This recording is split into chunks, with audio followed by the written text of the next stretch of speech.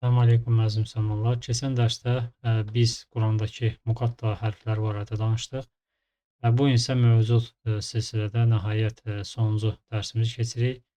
Mövzumuzun adı isə birləşmələrdir. Demək, Quran oxuyarkən kitablarda bəzi hərflər standartlardan, belə demək mümkündürsə, standartlardan, yəni bildiyimiz çap versiyasından kənar şəkildə birləşirlər. Xüsusən də oxumağa yeni başlayan tələbələr üçün bu deməli bu cür yazılar, bu cür hərf birləşmələri çətinlik törədir.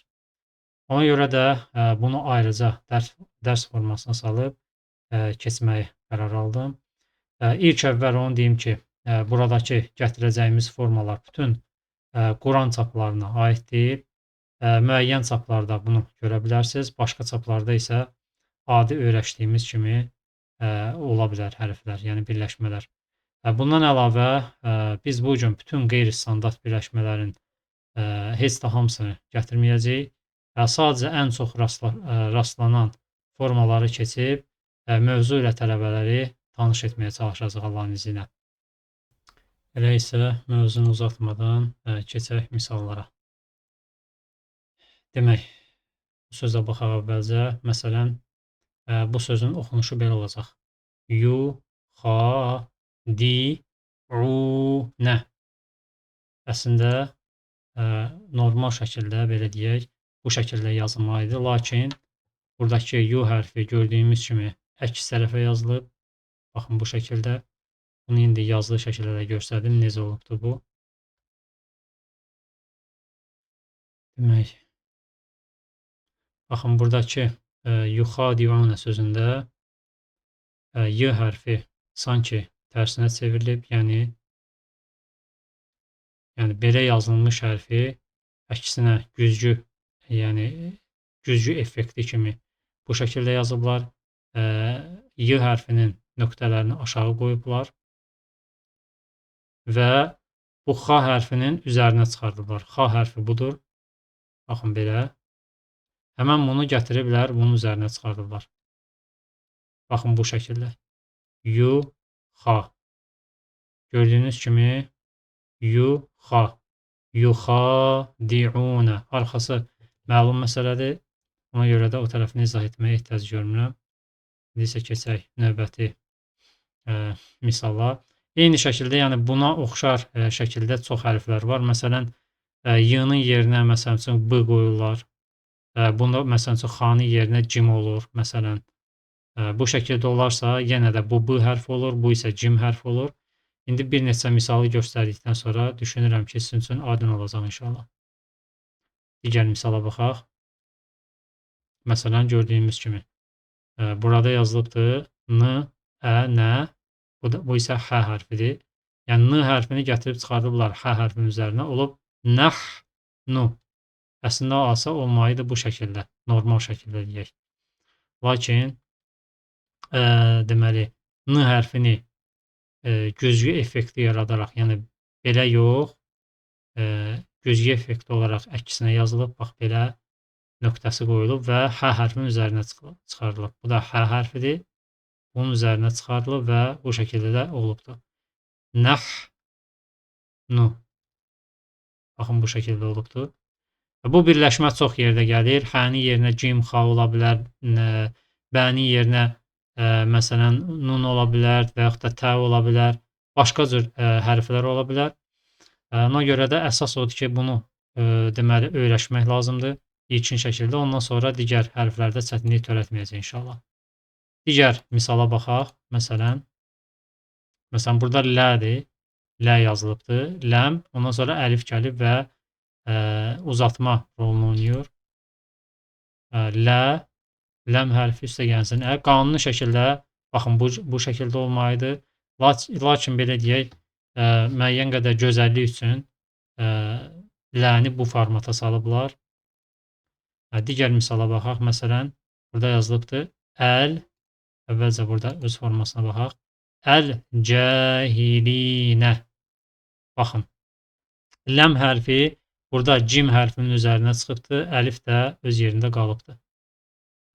Əl-cəhilinə. Digər misala baxaq. Məsələn, Burada yazılıbdır. Kənu. Yəni kəf hərfi əliflə arasında bir məsafə olmalıdır normal şəkildə. Bax bu şəkildə yazılmalıdır. Lakin kənin uzadaraq gətirib əlif hərfini birləşdiriblər və bu şəkildə yazıblar. Bəli. Digər misala baxaq. Burada da yenə mim hərfidir. Mim hərfi normal olaraq, baxın burada əvvəlcə normal şəklinə baxaq. Burada yazılıbdır. Muhitun. Bu necə olubdur? Yenə həmənki qayda idi. Bundan əvvəl məsələn deməli nun, bə, tə hərfləri idi. İndi isə mim hərfini gətirib çıxardıblar hənin üzərinə. Baxın belə. Bu mim hərfidir. Hə hərfi də aşağıdadır. Yəni bu qanunla bu tərəfdə olmalı idi. Bax burada yazılan kimi.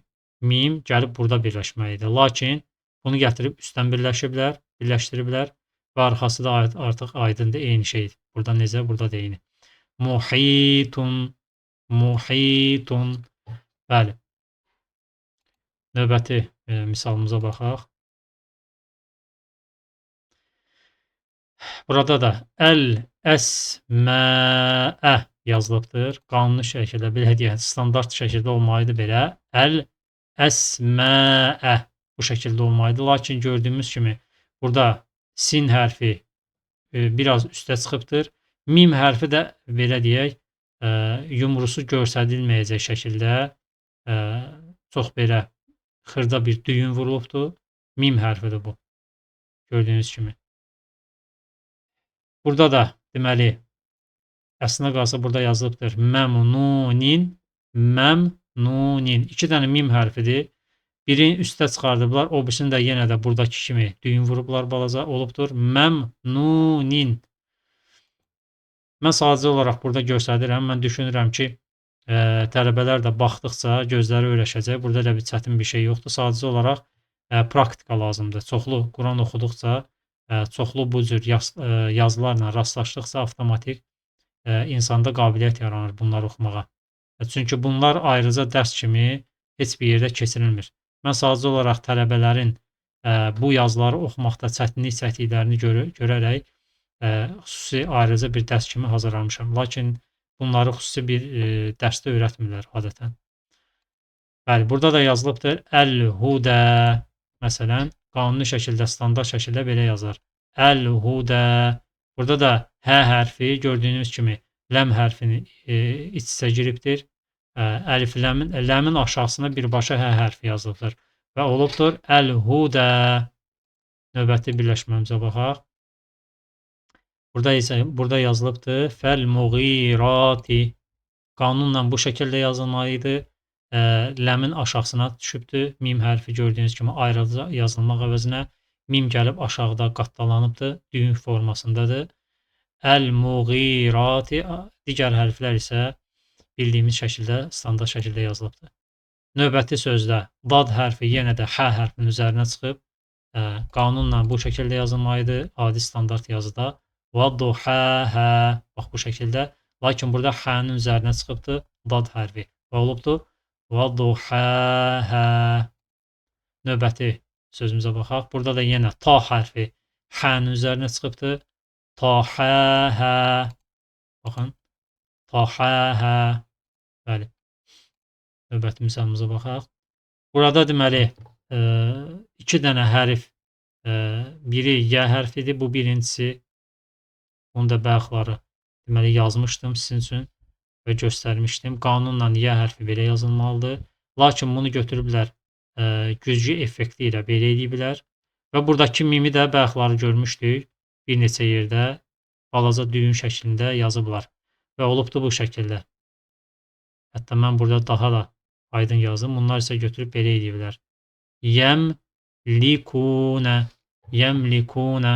İndi isə əsl formatda necə yazılmalıydı ona baxaq. Qanunla bu şəkildə yazılmalıydı. Yəmlikunə. Qanunla deyəndə yəni standart yazıları nəzərdə tuturam. Bu qanunsuz yazı da demək istəmirəm. Sadəcə olaraq biraz belə deyək, xəttatlıq elmi ilə daha iç-içədir. Növbəti misalımıza baxaq. Deməli, burada da yazılıb deməli kəfdir, sonra ləmdir.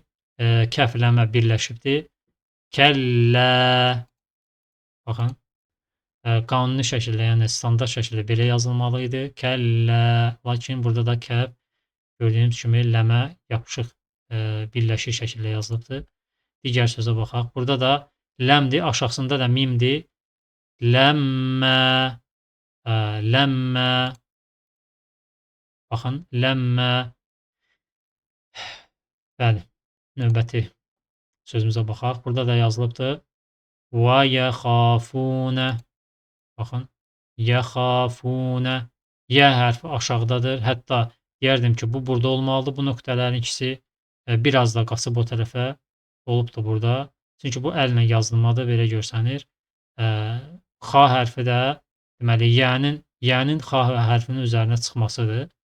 Yə xafunə. Gördüyünüz kimi. Növbəti deməli birləşməmiz əli. Burada yə var. Gördüyünüz kimi qısa bir əyri ilə göstərdik ki, bu yə hərfidir. Sonra mim hərfidir. Bu qatlanma və onun üzərində mim var. Əlimən, yəni əslində qalsa əlimən yazılıbdır. Təzid qaydasına əsasən əlimən şəklində olubdur. Növbəti hərf burada nəsə bə hərfi ilə başlayan bir sözdür. Bəli, əlimən. Növbəti birləşmə və innəmə, yenə nun hərfi üzərindədir, mim hərfi qısa bir düyün formasındadır. İnnəmə, əslində isə sadə formada, standart formada bu cür yazılır. Və innəmə, bəli. Və sonuncu yazımız, burada da deməli cim hərfinin üzərində nun hərfi çıxıbdır. Nəc. Ondan sonra mim gəlir. Nəc, sukun, mə'ə, nəcmə'ə. Qanuni şəkildə, standart şəkildə belə yazılmalıdır. Nəcmə'ə. Bəli. Təbii ki, burada hər bir xırda detal bildirmək çox dərs tələb edir. Lakin Quranla dostlaşdıqca, Quranı çoxlu oxuduqca özünüz də bəzi işarələri, hərflərin yazılış formalarını anlayacaqsınız. Bütün bu, hər şeyi müəllimin deməsi mümkün deyil. Təbii ki, nəzərə alsaq ki, bu dərslər müxtəsər dərslərdir, geniş deyil. Qalan şeyləri də zamanla soruşaraq, müxtəlif qariləri dinləyərək öyrənə bilərsiniz. İndiki zamanda, əlhamdülillah, internetdə çox proqramlar və saytlar mövcuddur. Çətinlik çəkdiyiniz ayəni dinləyərək, Quran qiraətini dinləyərək, hər hansı bir qarini, mahir bir qarini seçib, ondan öyrənə bilərsiniz. Məsələn, belə bir sayt var. Mən sizə indi göstərəcəm. Deməli, saytın adı everyaya.com saytıdır. Buradan istədiyiniz mahir bir qarini seçib, məsələn, Fatihə surəsi, deyək ki, 1-ci ayədir. Bunu qoşub, məsələn, dinləyə bilərsiniz. Bu şəkildə. Bismillahirrahmanirrahim. Misal üçün mən göstərdim. Qalan kimə maraqlıdırsa, məhz bu saytı deməli yığıb, deməli istədiyi qarini seçib, istənilən ayəni dinləyə bilər. Həmçində telefonda müxtəlif proqramlar var. Bir də qısa şəkildə xəttatlıq mövzusuna toxunmaq istərdim. Bizim öyrəndiyimiz yazı tipi standart, hamıya məlum xətt idi, yəni standart xətt idi. İstər bundan əvvəl keçdiyim əllə yazı, istərsə də çap versiyası olaraq. Lakin bütün dillərdə, digər dillərdə olduğu kimi ərəb dilində də yazılar üçün xüsusi xəttatlıq elmi mövcuddur. Bəzən bu xəttatlıq artıq xəttatlıqdan çıxıb rəsm çəkməyə bənzəyir. Bizim bu dərsləri keçərkən, məsələn, hədəfimiz qətiyyən bu deyildi. Məqsəd sizi adi standart ərəb hərflərini yazıb oxumağı öyrətmək idi. Odur ki, hardasa divar yazılarında və yaxud da qədim daş kitabələri gördükdə onları oxumağı bacarmasanız heç də təəssüflənməyin. İnan ki, bəzən mən belə onları oxumağa çətinlik çəkirəm. O yazıların içində elələri var ki, onu yazandan başqa, deyərdim ki, özü yazandan başqa heç kəs oxuya bilməz. O qədər çətindir, yəni insan əziyyət çəkir oxumağa. Məsələn, içəri şəhərə getdikdə, misal üçün elə bəzi tikəlilərə üzərinə baxa bilərsiniz və dediklərimi müşahidə olasınız. Odur ki, bu yazıları oxuya bilməsəniz, keyfinizi pozmayın, öz-özünüzə deyin ki, Bunu mənə öyrədən müəllim də deyir ki, mən belə oxuya bilmərəm onları və yaxud da çətinlik çəkirəm və mənim üçün niyə eyib olsun ki? İndi isə bir neçə deməli xəttatlıq nümunələrinə baxaq Allahın izni ilə. Deməli, burada gördüyünüz kimi standarta yaxın Bismillahirrahmanirrahim yazısıdır. Daha bir neçə nümunəyə baxaq. Bu da yenə burada seçdiklərim xüsusən hamısı Bismillahirrahmanirrahimdir. İndi özünüz görəcəksiniz ki, necə fərqli şəkildə yazılıb. Baxın, Bismillah, Allah sözünün əlifi gəlib çıxıb bura, halbuki burada olmalıdır. Ondan sonra Ər-Rahman buradadır. Ondan sonra Ər-Rahim onun üzərindədir. Burada da fərqli şəkildədir. Bismillahdə yenə də Allah sözü əlifi buradadır. O birisi əlif gəlib bura keçibdir, bu birisi gəlib bura. Yəni fərqli şəkildədir. Yəni demək olar ki, bu rəssamlıqdır, rəsm əsəridir. Başqa bir Bismillahirrahmanirrahimə baxaq. Görün, baxın, adi sıradan Bismillahirrahmanirrahim sözünü necə fərqli şəkildə yaza bilirlər müxtəlif xəttatlar. Bəli. Bunlar hələ normal oxuna biləsi xəttatlıq nümunələridir. İnternetdə inanın ki, minlərlə daha çox qarışıq nümunələri özünüz də tapa bilərsiniz. Bununla da növbəti silsilə dərslərimizi tamamladıq. Müvəffəq eləyən Allaha həmd olsun, əlhəmdülillah. O istəməsəydi biz bunu nə öyrənə, nə də öyrədə bilərdik. Allahdan bizlərə faydalı elm qapılarını açmasını və bizləri özünün sevdiyi işlərə yönəltməsini diləyirəm. Özüm üçün və sizin üçün həmçində. Sonda sizlərə öyrəndiklərinizi tətbiq etməyi tövsiyə edirəm. Ən yaxşı tövsiyə isə deməli Quranı oxumanızdır. Çünki ərəb dilində hərəkəli kitablar çox azdır. Oxuyun, savab qazanın və dünya və axirət xeyirlərindən özünüzü məhrum etməyin. Bir sonraki növbəti silsilə dərslərimizdə görüşənədək Allah sizi qorusun, Allaha əmanət olun. Əssəlamu aleykum və rəhmətullahi və bərəkatuhu.